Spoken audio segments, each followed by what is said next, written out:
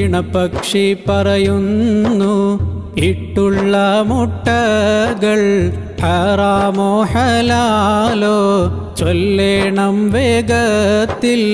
ഇത് കേട്ട് നബിയുള്ള പക്ഷിയിൽ ചോദിച്ചു നിന്റെ ഇണപക്ഷി തന്നൂടെ പേരെന്ത്?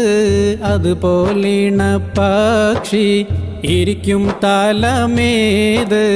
രണ്ട് ചോദ്യങ്ങൾക്കും ഉത്തരം ചെയ്തിട്.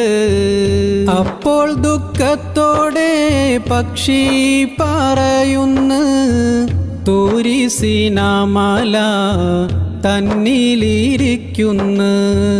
അക്ബർ സാദഖാണേ പേരാണേ പക്ഷിക്ക് 10 പതിറ്റാണ്ടിൽ ഇണങ്ങിക്കഴിയുന്നേ.